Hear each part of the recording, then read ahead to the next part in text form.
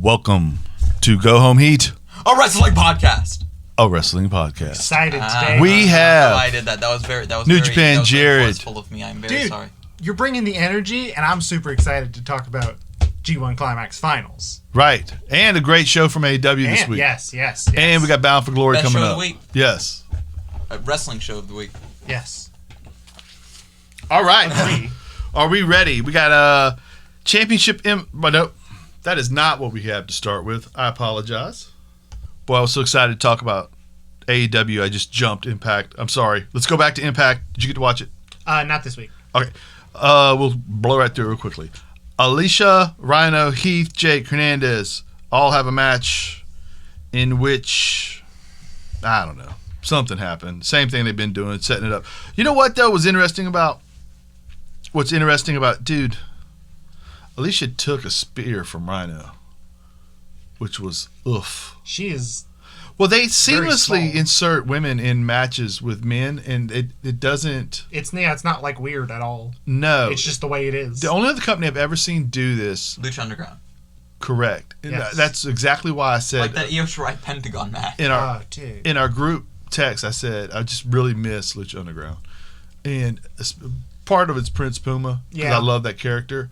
I loved the over-the-top telenovela feel of it, Dude, but I yes. really love the fact that you could put Taya Valkyrie in a match where her partner's John Morrison, and the other side could be any of Ivelisse or whoever, and yet Morrison didn't have to tag out when Ivelisse was in there. She could sell, work, do whatever, and they do this later in this show. They do it with Grace in a match, and it's just so good. Okay, Moose versus EC3. They do a little replay boot thing where they tell the story of the battle they had on the bridge where Moose gets his belt back, and then Moose will be fighting EC3 at an undisclosed location next Saturday night. Jimmy Jacobs is trying to interview Moose, and Moose gets mad and just storms out of the interview, and then Jimmy Jacobs is absconded by EC3's minions, who he now has minions evidently. Johnny, and they throw him in a van and they take him somewhere. Classic storytelling. Yes. Anytime you throw somebody in a van, you know the intensity's gotten ratcheted up. Oh, yeah. Ratcheted up a little bit. He threw him into a van? He didn't. His minions did. Yeah. And took him to the place. He's the boss. You take him to the boss. So Yes. it's not kidnapping technically. I would love to see It's what a- you think the definition of kidnapping is. It's absolutely technically kidnapping. It absolutely is. I mean, I guess I you guess could. he didn't do it, but like... I don't think that holds up in a court of law. I feel like if you tell someone to kidnap Your someone, Honor, you still Your get... Honor, I did it ironically. I did it as a joke. I didn't think they would actually do it. Yes. Johnny Bravo is chewing out his groomsmen. He's very upset about all this mess. And I get it. It is a mess. And Taya winds up first. Who's the photographer? The photographer is Tennille Dashwood's photographer. Ah. And so while he's supposed to be taking pictures of this wedding rehearsal, of the wedding Wrestling rehearsal. marriages? Instead, he's taking pictures of Dashwood, and they're supposed to be rehearsing this at the grounds of the castle that they have rented out, but instead they didn't get that all right, and so they're just rehearsing it in a back room somewhere, and then Taya rolls up and wants to know why this is such a shoddy production, to which Bravo gets offended and storms out of the room, and she wants to know, Taya Valkyrie wants to know, where Johnny Bravo could possibly have learned to treat people in this way. That's crazy, bro. It's a mystery, man. Yes. And Who could it be? And then, of Very course, strange. Purrazzo lets us know that she's the great, in her own little backstage interview, that the most prestigious title in Impact Wrestling is the Knockouts Championship. I'm the Knockouts Champion, and that is a fact. I have always thought more, not always, let me rephrase that. No. The second version of this company that I have enjoyed so the last year or so. Post Hulk Hogan. Or like... Yes. I think that might be... Like Hulk Hogan was when it got bad. So this is the third phase of. But even still, TNA. during those years, you did have RVD, the champ, and you had Jeff. You had like guys. AJ. You had all. Kurt Angle. Right, and Christopher they did. They call me Daniels. Kurt Right. Angle. And so anyway, I totally agree with her on all No, of this. that's and she's spitting facts there. Yeah, and she's going to have the best match of the night with Kylie Ray, and Oh, guaranteed. Kylie Ray is going to go heel, and this is going to be great. She's not going to go heel though. She's going to go. I get mad and I show it, and then I apologize for it, which is also great.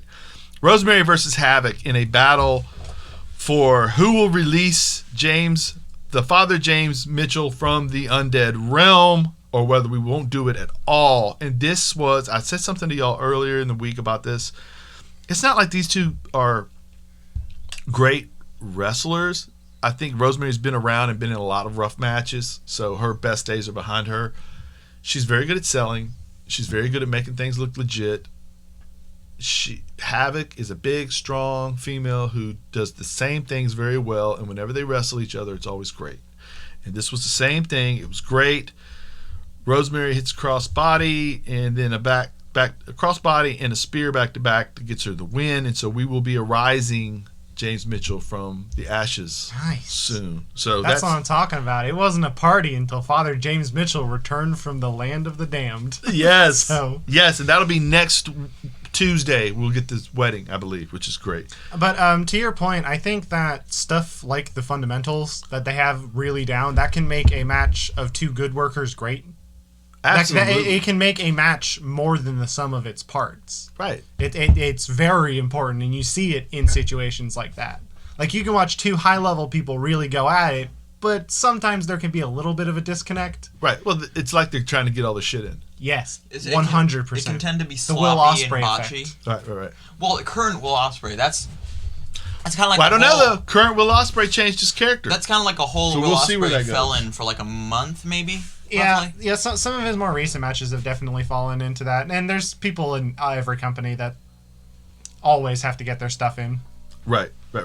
EC3 manages to do. Now he's got Jacobs cornered, and he tells him that you are a prisoner to your narrative, and I'm finally seeing Moose become who Moose should be, and he says something about all of the potential in Moose and how great Moose should be, but he hasn't ever been that, and now I'm starting to pull that out of him through this. But he said, I'm trying to figure out exactly how he said it. He said, lessons not learned in blood are lessons you will forget, and that he will have to teach Moose this lesson in blood, and it was great. And That's just kind of EC3 is so good on the stick, especially in a scenario like this where he's got an axe to grind. He's a real head scratcher of how he didn't turn out to be better. Dude, he just talks so good. Because and that one thing line he is- does better than talk is look in a mirror.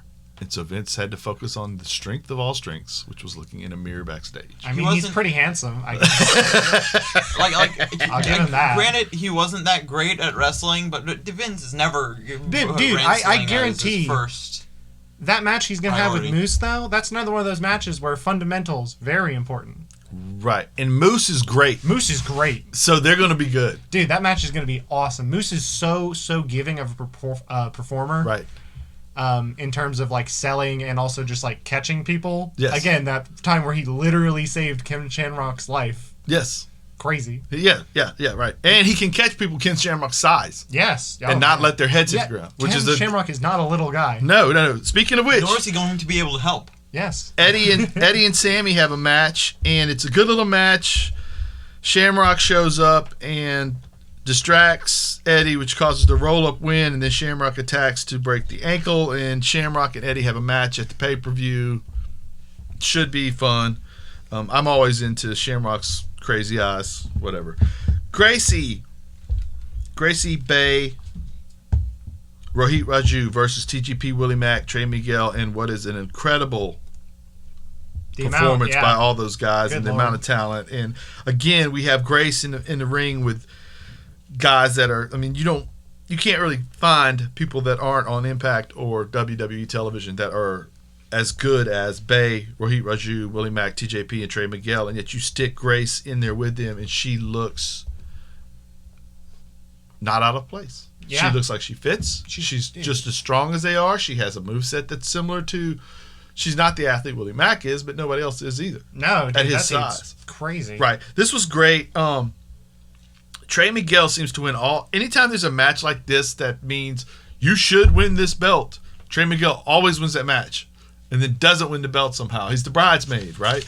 And at some point that has to change. I hope so. He needs to be the bride. I think. You know what I mean. I don't have a problem with him being the bride. If he wants to be the bride. Go for it. He needs to be the groom, though. If he wants to be the groom. I mean, dude, do what you want. Yes. Live your life. EY promo. I gave them all a way out. And they wouldn't take it. Therefore, this is not on my hands. It's on their hands, what I do to all of them. I let them all do it. This is on Scott. The consequences of my actions are yours. I dealt with the fact that all of the actions that I did in my life, there were consequences, and I had to deal with those. I gave you a chance to avoid that. You chose not to. Hey. You'll deal with it now. And that's what we got. And I love the promo. Swan winds up attacking at the end of it. Fight to the parking lot, that kind of thing. Oh, interesting, too. They did take a picture. I didn't read it of... Not take a picture. They showed the name of the studio in which they do. So I guess wherever they at is glad they're there. Yeah. If they're letting them put it on television. You know what I mean? And so but we get a good fight. I mean, they're probably getting consistent, stuff for the last months and months. I feel like they're getting, not only that, they're getting a good reputation again. I hope so. Which is cool. I hope so. You have people that are respected in the wrestling business choosing to be there when there is competition to be somewhere else. And that, the Good Brothers, EC3, Heath, all those guys could have gone somewhere else. Yes. They chose to be here. So that echoes throughout the wrestling community. I mean, even just in general, Impact has been on the upswing in terms of a lot of the quality they've been doing. And they did it the right way. They did it with quality first, accumulated talent post, which is a great way to do things. Even if all of the people that went there left, they would still have a phenomenal roster. Yeah. Top to bottom. They didn't need all the... The No. show will be better with more people. Yes, sometimes I missed a little bit of the other stuff. But they had established characters, a reason to watch the show prior to getting lightning rods for people to watch. Absolutely. Yeah. I think that was the mistake that a lot of older companies that ran out of business made, was that they either did not have a base before they brought in people, or they brought in people and made them the base. Right. And then those people left. Right. Or, any number of things. No, this is way healthier of a way to do it. Impact makes a point of calling people originals if they've been in the system. To let you know that we still care about the fact that they've been here and that they've built our audience. Yeah, and they still get plenty of opportunities. Right. Even with stuff like Deonna Purrazzo coming in and getting signed and immediately getting the belt. Jordan Grace loses. They have a bunch of great matches. Then she loses, and now she's moving on to something. She's fighting for the X Division Championship. Yeah, she's about to have a crazy match with those dudes. Yeah. Like, it's going to be, again, it just feels like no one lost any sense of progression from that. No, I was worried. Absolutely. I didn't have to. It worked out. Good Brothers versus the North would be your main event. The wrestling was really good. Lots of fistfights break out. Austin Madman come in. It's all mayhem. After the Eminem save, we get the gun stun on the Motor City Machine Guns as Josh Matthews screams, "Gun stun! Gun stun!" And then they put that into the Magic Mike, and it's bound for glory time. And that tag team match is going to be crazy too. I'm looking very forward. I'm very much looking forward to Bound for Glory tonight. Dude, I mean, the match list and the amount of talent that they have in those matches, off the charts. Right. And you have the feeling shenanigans won't prevail. Yeah, I feel like they've seemed to have had a lot of shenanigans leading up to it, but I don't see any of those dudes really having any weird match running. You know what I mean? Mm-hmm. I agree. So I think this is going to be... Well, and too, if there was going to be a weird match running, it's multiple people in the match, so they're already there. They're part of it. Exactly, yeah. All the matches that would have he's running in because he feels like he's been left out. No, he's in the match. You've written in the bylaws that I mean, just legal shenanigans. Yes, correct, absolutely. Now for the main event of the wrestling week, AEW Championship Elimination Match is how we start this episode. Jungle Boy versus Wardlow. What did you think? I thought it was a great match. I enjoyed it. I think that Wardlow goes over. Wardlow does in fact go over, which is not really surprising or anything. Right. But I thought it made Wardlow look good. Jungle Boy got some stuff in. Jungle Boy's constantly improving. Mm-hmm. The more matches he's in like this, the better he's going to get, and he again rapidly improving. Very much agree. But Wardlow looks great here. Wardlow's theme kind of slaps as well. No, I feel like this was like one of the matches that I'm impressed by in this company, where they'll just put two dudes out there who are new.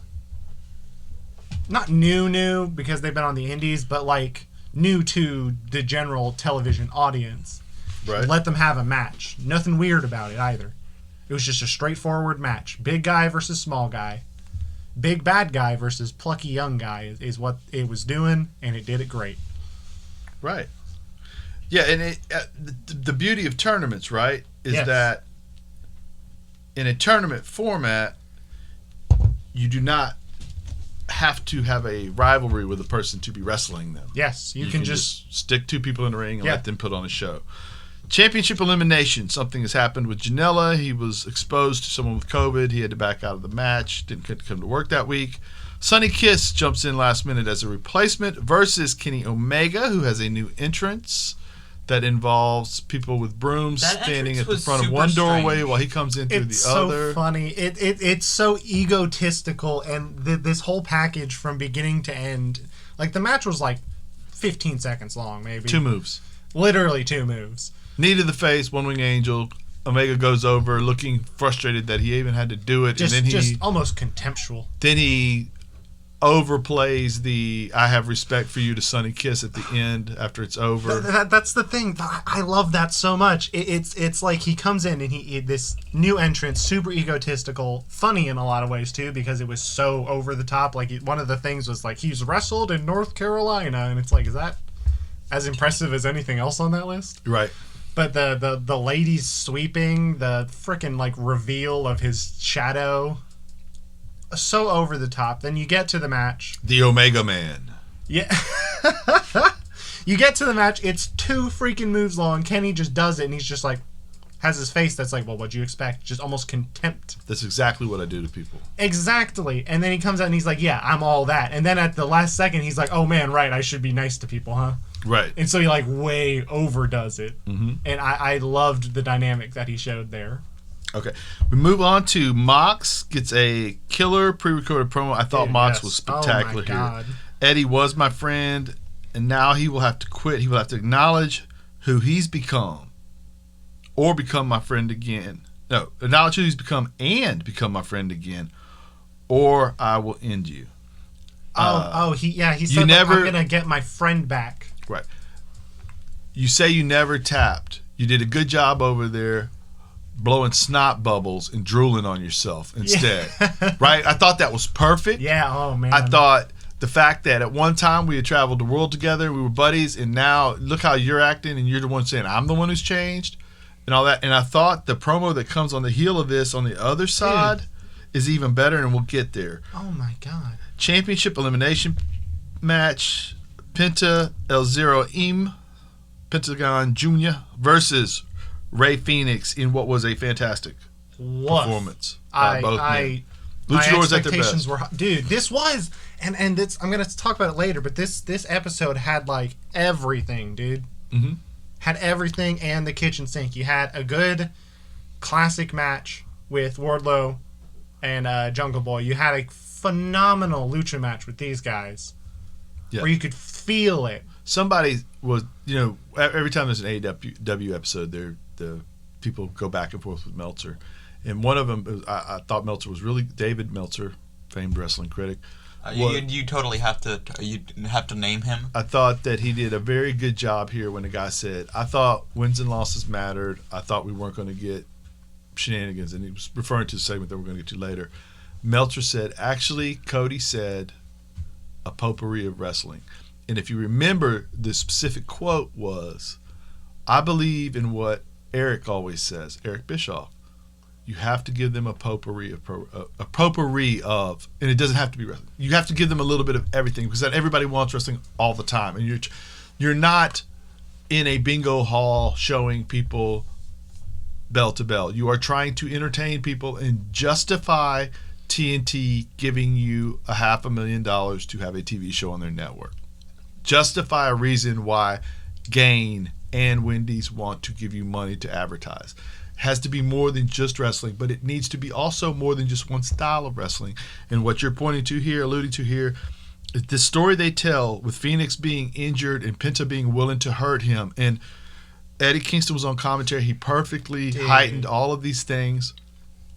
And when Phoenix does the I'm breaking your arm spot on, when Pentagon does that spot on Phoenix, and then doesn't quite follow up like you should, whether he's thinks about the fact that what he just did to his brother, or he's just going slowly because, hey, I got him now. Either way, it turns into Phoenix being able to, what was it? What on earth was? They did one pop-up powerbomb that looked like he jumped off a springboard, but the finish was what? The finish was a Canadian destroyer. He did this like very gymnastic move, swinging around his arms, and then got him into the Canadian destroyer position and right. It was up the dub. There was that. But then Phoenix winds up he wins, but Phoenix winds up being injured due to something that happened in the match, and so he's not going to be in the next round. It'll be Penta, which I'm cool with that in all honesty. I honestly am not sure he's even hurt. It seems like a really good way to not have him have to go lose. Valid. There was a point when he did the like top rope head scissors where he like just does not get enough rotation, and he lands like on his like at the very least his shoulder area, but he lands a bit on his head, and he looks a little foggy for the next 2 minutes, but then he's back to like full speed. Okay, but you're not going to try to tell me this company has concussion protocols, because I know that's not true. If that dude had a concussion, they'd run him out there for the next match. That's how they roll. I don't think he had a concussion because again he was like. Again, for like a minute or two, it looked a little weird, but then he was literally doing like top rope Spanish flies perfectly. Oh, I know. So I guess he was okay. I also have heard stories of Kurt Angle suplexing multiple people out cold, not knowing who he is. Man. Straight up. Yes. Ask Shane McMahon about that sometime. Anyway, moving on to something that has nothing to do with that. Bonk. We do get the promo from, I think Taz is next, right? Yes. And Taz and Starks do the talking. Cage does the glaring. Hobbs has a decision he needs to make, and Darby's in big trouble. I thought Starks was great here. I thought Taz was really good here. I wouldn't say understated because I don't think he does understate it, but it felt better to me than what I've seen him in a little bit sometimes. I agree. And Starks always impresses. And I like him being generous with the mic. Allow Ricky, who can talk, to talk. I get that at the beginning we didn't know if Ricky could talk. Cage, you're here because Cage needs a mouthpiece. I get that. Let's let Ricky, because he's proving he deserves some of that. Yes, 100%. Another championship elimination. We get Hangman Page versus Colt Cabana. Colt is a very good worker. Page is the up-and-coming star, and I think they told that story well. I really like this match. I like this match because of like the storytelling aspect where Colt wasn't quite wrestling how he usually does. A little more underhanded. A little more Dark Order. Yeah, a little more Dark Order. He's coming to the faction. He's coming to the faction, right? Oh my gosh, dude. And Page was Page. There were some spots in this match that were super like, whoa, what? Woof. There were a couple like apron spots that were like the end when Page gets like sent off the apron and then like Cabana splashes onto him. Woof. Yeah. That was a rough 30 seconds for Hangman Page. Absolutely. Now, Page goes over, so he advances in this tournament. And then we get La Dinner Debonair, Chris Jericho and MJF. And it starts with a competition to see who can order their steak properly. And it winds up where Chris is basically saying he wants it blue, which is AKA don't even cook it. Just like raw. Yes. At that point. You just cut it straight off the cow and just put it on the plate. Exactly. And then I actually had dinner with a gentleman once who said, is your kitchen hot? Just walk around there with it and walk it out to me. And it was a joke, I assume, but I was like, that is... Don't get me wrong, I eat my steak rare. You know what I mean? So I'm close to that guy, but I'm not that guy. No, that's Yeah, like Raw. That's my man doing caveman stuff, not cowboy stuff. Caveman stuff. Caveman stuff. Okay. I love the macho posturing of that, though. You know what I mean? Right. I don't have to have it well done. I can get it medium rare. I can have to. Typical And it's two so alphas there, and it's so totally non-alpha absolutely situation. nothing. Right. Like it's so. It's the fact that it is so pointless and completely petty, and they're gonna get stakes that are just awful. And Jericho being nice to the waitress, whereas MJF's being a total butt. You know, she's like, I see you're enjoying your drinks already. He's like, don't. You know. It's okay. Yeah. I've had better, I think. Yeah, basically, yeah. He said, I've had better. He makes sure she knows. Don't pump yourself up too much, honey. You know? He never gets her name right. Jericho's like, why are you doing this to her, right? Which doesn't seem like Jericho, but then again, Jericho does have a little bit more of a man of the world than say, okay, anyway.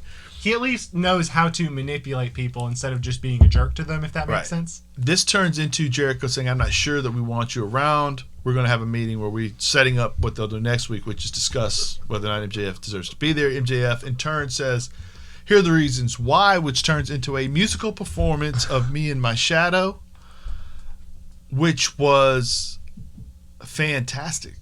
I really liked it. I know it was a divisive segment. I know amongst there are a lot some of people that That's the hated Bischoff this. potpourri thing, right? Again, that's the point I was going to make, is that if you didn't like this, it was like 2 minutes in the middle of the episode, and the rest of the episode, it had to have had something you liked. You know what I mean? Right. In addition to, I'm just dude.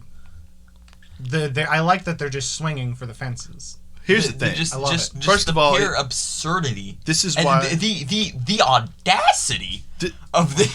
This is Yes, why yes. you have to have a Chris Jericho, if you can, in your company, because he can do this and nobody thinks twice about it. 1, 2, Jericho, the man who has a rock band, saying he did his thing. It was good. He's a little uncomfortable dancing. He was actually singing a lot worse than MJF was. MJF, yes. There's a point where I was like, is that MJF singing? Or like, He has a choir background. To me, MJF was a revelation here. He can sing. He can sing harmonies. He can go above and below the person who's singing the melody. He was fluid in his dance movements. Nothing looked like he was. And when I asked online, I said, he has to have a theater background. And they said, oh, yeah, he was in theater. He did theater in high school. No kidding. Right? And then this guy comes on and says to me, and I'm not knocking him, but he said to me in the feed, yes, Ray. trust me, you didn't have to tell me MJF was a theater kid growing up. Right. But, Dang it, but this was Straight interesting because this tells you something about how people are, right? This guy says, well, MJF seems like the kind of guy that would join theater to make fun of the theater kids. No. And I thought, that's totally you not wanting to jump into the fact that if you are a pro wrestler, there's something in you that makes you want to perform for people and get accolades. MJF is a performer. Yes, not just a wrestler. Right. He's physical. He played linebacker, I'm sure, in high school. I think he did. I think big, I was heard pretty that. big. He's physical. But also, dude, we don't have to make up excuses as to why somebody's a theater kid. It's okay. He's a theater kid. He likes performing. That's literally, yeah. And he's wonderful. And you know what? I said something too. It's like, I bet you a lot of money that dude actually bought tickets to Hamilton. but here's What? here's I don't the know. here's I the, don't know. here's the other thing though. That was okay. Here's the other thing though. That wasn't funny. You put this away for a while, right? You don't go to this well often. MJF wins a world title. He comes out, he sings My Way. Frank Sinatra, bam, kills it. Easy. You know he can kill it. You know what I mean? There's a handful of crooning songs that he could do once a year, twice a year. He could lose the belt, do Set 'Em Up Joe. Come on, man. He can do it. You know what I mean? And just totally... You know, I'm starting to think that MJF is, in fact, better than me. Yes, absolutely. Absolutely. Not just you, all of us. He's the evolution of man. All right. Speaking of which, Killian King versus Dr. Britt Baker. This was surprisingly good. It was a tour de force performance by her, and I don't mean that tongue in cheek in any way. The finish of hers was vicious. It was fisherman net breaker into a stomp, into the lockjaw finish. I think you tweeted me that this is the second time we've realized that Colby Lopez is confirmed to AEW. Yeah.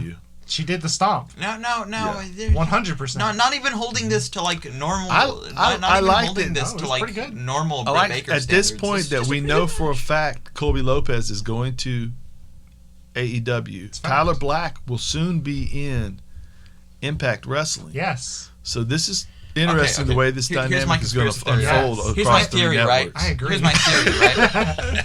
Here's my theory, right? Okay, did you? No. So, if Tyler Black goes to Impact, right?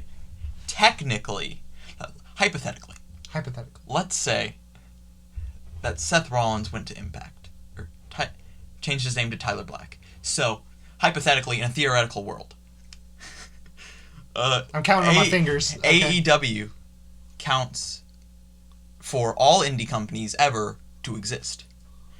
And in a state that is not literal, Tyler Black is technically an AEW if he goes to Impact. That's what I'm talking about. All those That took way too long to all actually... those indie companies are all the same. I think Tyler Black, Colby Lopez, and Seth Rollins are going to be the new Shield. That's what I'm going to say. 4-way tag team #1 contender match. I want to give Britt Baker her props. She did well. She's improving. Dude, she was great. She was Not even holding this by like normal Britt Baker standards. This was a pretty good match. She's bumped up the bar.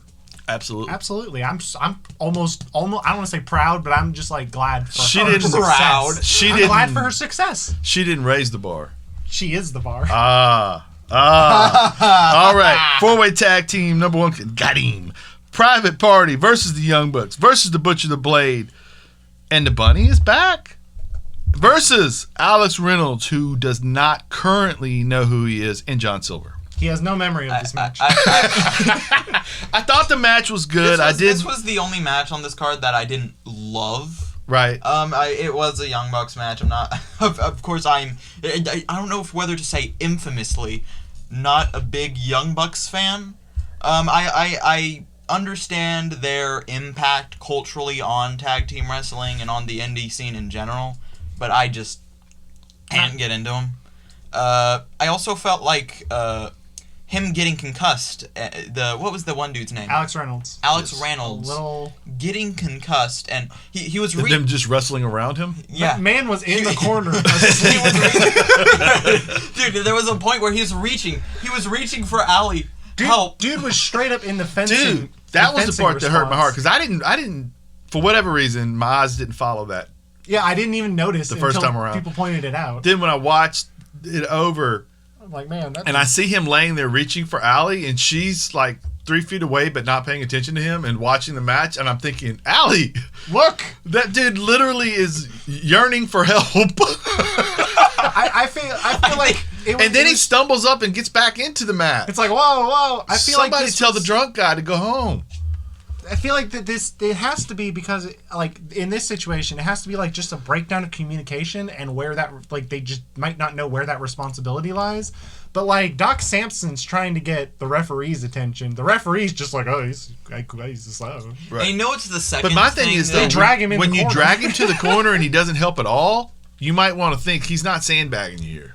No, I mean I don't know if Blade. You know what's the second worst thing out of this?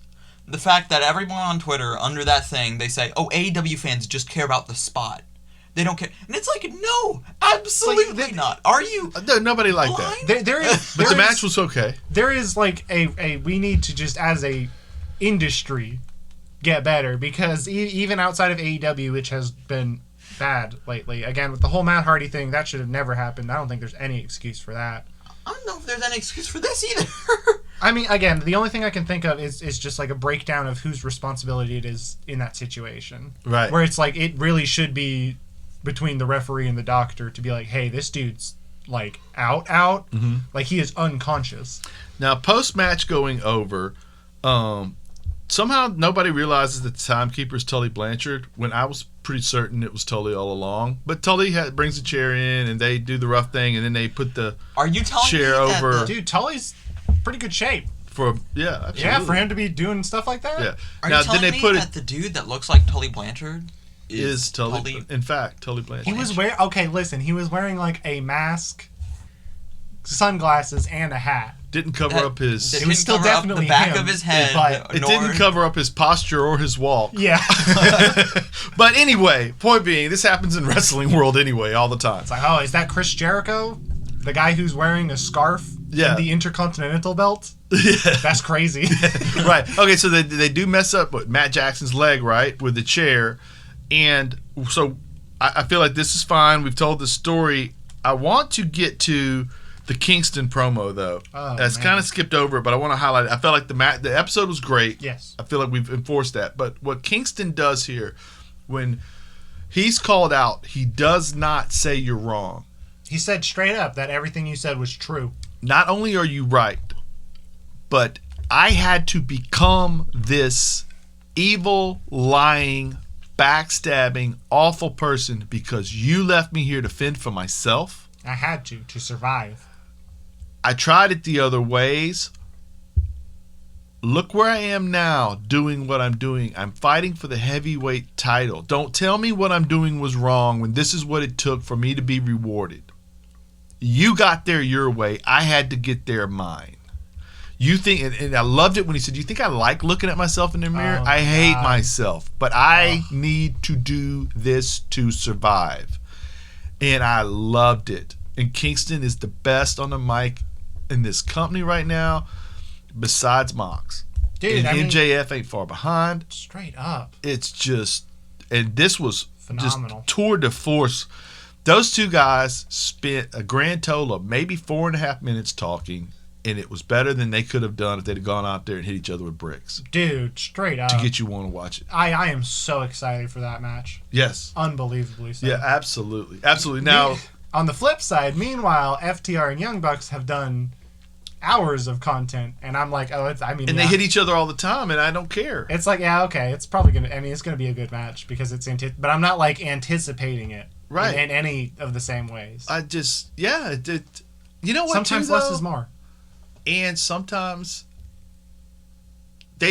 Mox and them have already had a championship match. There's no need for them to touch again. You know, unless Mox is getting beat up because he's already won, so he needs to be shown vulnerability, right? So we had the greatest time of bell-to-bell performances every year is what they call a G1 Classic in New Japan Pro Wrestling. We have New Japan Jared here to tell us about it. What happened? All right, so we're going to talk about the last few days of the G1 Climax, the 2 block finals and the final.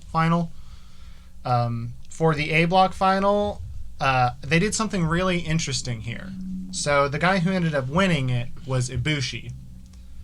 But they normally have, in the final match of the block final day, they usually have the person who needs to get a win in order to progress, right? But Ibushi pretty much secures his victory if Jay White loses. So Jay White and Ishii go on last, and man, this match was a banger. It was, I wouldn't call it a banger. It didn't have that I'm straight energy. up saying no. It was a banger.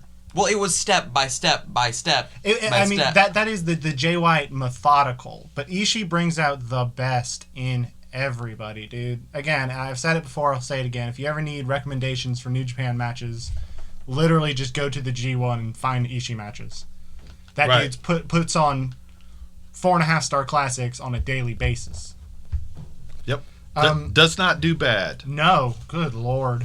But Ibushi, Taichi, a total of 158 kicks thrown in that match. They literally just kicked each other until one of them dropped. Right. I love the simplicity of it. Chef's kiss. 158. It was crazy. A lot of hamstring kicks. Yeah, pretty much the entire match. And what I Ishii liked was kicking Kota in it. Taichi was kicking Kota. I'm sorry. They were both going for it. I mean, it was, and that carried over to the next day I just with the keep G1. seeing in my head his hamstring just rippling. Oh my dude, I don't know how that doesn't hurt. I know they're pulling it in a bit, but like, yeah, there's no way it doesn't. Like there was one kick. There was one kick in there where it literally looked like he was in pain. Not to mention, I mean, you are expending energy and your muscles have to tighten with all the springboards and things like that. The coated, come on, man, that's got to be painful. And again, I love how it rippled over into the final. Right. But as for the other block final, the main event, we got Evil Sonata, which I thought was pretty good. Right. I didn't think it was great. I thought it was pretty good. Evil doesn't do great. Not anymore. But I do want to give a shout out to Tanahashi versus Zack Sabre Jr., which was awesome. Those two dudes, that's like a match made in heaven. Absolutely. It's like, I think that's kind of what Zack Sabre Jr. does. Mm-hmm. Is he does have just like this list of opponents that every time he faces them, it's something special. Right. Every time he faces Sonata, it is a masterpiece. Right. Of technical wrestling. Every time he faces Tanahashi, it's heartfelt and there's like meaningful. There's like a legit rivalry there. Every time he faces someone like Naito as well, because he's so easily angered, and that's his whole thing. The dynamics he has with people, even outside of his phenomenal technical. You've also got to remember he is trying to be capital G God, specifically. No, that's Ibushi. Ibushi, yeah, that said Ibushi's trying to. I was talking about Zack Sabre Jr. Oh crap. No, Zack Sabre Jr. I imagine he is also attempting to be capital G God. He is. That's what he is in his mind. Straight. Oh my God, Zack Sabre Jr. is such a good character because his promos are just. It's like if he loses, he's just unhinged. It's like he's God and like Boris Johnson is Satan. Like that's straight up. I'll never forget that one promo he did. I think it was after the match with maybe Sonata, the one they had in the U.S. He just goes back, and it was right after Boris Johnson got like promoted or whatever to prime minister, and he just flips out over that for like 2 minutes. So funny. He blames it on Boris Johnson. But bringing it up to the final, which was Ibushi versus Sonata, Hunkmania running wild. Bunch of handsome boys in the main event. What did you think of this match? I thought it was the match of the year. Dude, it was... So far. Oh, man. The leader in the clubhouse. Really, really, really good. And I think I like it even more than most people. Most people thought it was phenomenal. Right. I think this match told the story of these two dudes perfectly. Right. Because the whole idea is that Sonata has often been the kind of whole bridesmaid, never the bride deal, where he hasn't seemed to be able to unlock, except occasionally, unlock that last little bit for him to become an S+ player, for him to become a champion. Mm-hmm. So this tournament has been him coming out of his shell, becoming more feisty a little bit. Mm-hmm. Again, the whole thing where I talked about where now instead of seeming like he doesn't care, he seems like he cares immensely, but he's keeping himself calm, which I think is a great dynamic with like Naito, where he had to do the same thing, where his whole thing was Naito's whole thing was that he cares deeply, but he pretends not to care. Which, dude, LIJ has so many good dynamics in between all of its members, but Sonata has done a phenomenal job this tournament. And on the flip side, Ibushi has wrestled some extremely hard matches. He has also done the whole bridesmaid, never the bride thing, where he has gotten opportunities. Like last year, he won the G1 as well as this year. But he has been to the finals 3 times in a row, but he has never actually gotten the heavyweight title. He has never gotten that last final step. So these were two dudes who were immensely hungry. And Ibushi comes in after a very rough match with Taichi. He comes in nursing injuries. Dude, he also had that match with Suzuki. He's wrapped. His legs wrapped. Dude, like dude, his selling was off the charts. Yes. Dude, both of these dudes have just stepped up every like criticism I really had of them. They've stepped up their game. Right. Sonata's selling really well. He's selling emotion really well. Right. Ibushi's selling really well. He's not doing as much of the whole like angry you hit me and then I hit you really hard thing, which is, don't get me wrong, is a good spot, but I actually do like seeing that a little more vulnerable. Mm-hmm. It makes him more compelling, and the story of this match was really compelling because in my mind, Sonata had won. I was 100% Sonata winning. Right. Even as the match progresses, I'm super glad we watched with English commentary, by the way, because they were selling the story really well too, that Ibushi has had a series of rough matches. Mm-hmm. Sonata's had some rough ones, but he's vulnerable. He's vulnerable. Right. But in the end, he's still able to pick it out. And that last, 10, 15 minutes of the match was awesome. Right. Just phenomenal. A lot of times, too, I feel like, and I guess I do mean it as Chris. A lot of times, too, when I'm watching a New Japan match, I know that the first little bit, I know we're going more than a half hour or close to a half hour. So the first little bit it's not slow, but it doesn't have me dialed in as much. And this was paced not fast early, but enough early that it was probably the storytelling of Kota being hurt that allowed it to be a little more intriguing. Yes, because when we start, there is a story being told rather than the match having to tell it, right? And so early on, there's no slow spots because there's suspense. Yes. To your point, you have two people that have never been the bride, right? Now, to top that off, though, Kota's been on this level for a while. Yes. And Sonata's not really, he's never even really been the bridesmaid. Yeah.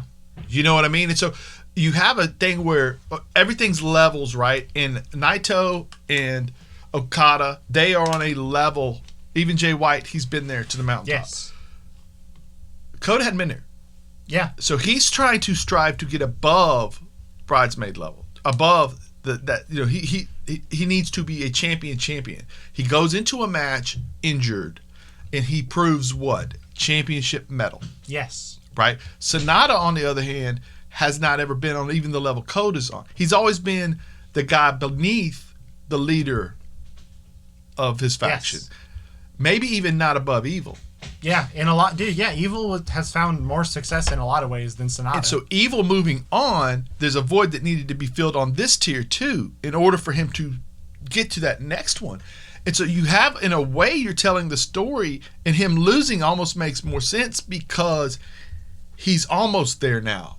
He just proved he can be in that moment. You know what I mean? And so now Kota goes over, probably, I would guess, soon. I mean, God, at some point he has to be the champion. I would assume. If he's not, he's Goto. Yeah. You know what I mean? Which is not a knock on Goto, but Goto was the guy that you went over to get there. And Kota's, look, I love, as well, Goto's probably my favorite New Japan wrestler. But Kota's too freaking good to be Goto. He's Shinsuke. He's Kenny. He's that guy. He's Okada. You know what I mean? And he deserves to get that. And so, and I think Sonata might be able to be that too. But first, we have to tell this story, which is what we did here. And it was so well placed because, like you said, Kota's knocking on the door, and he just proved he ought to be able to kick it in at some point. Yeah. And absolutely. It's time. And I thought it was beautiful. Dude, I know. Just, I love this match. Mm-hmm. I love this match. And right. I love New Japan Pro Wrestling.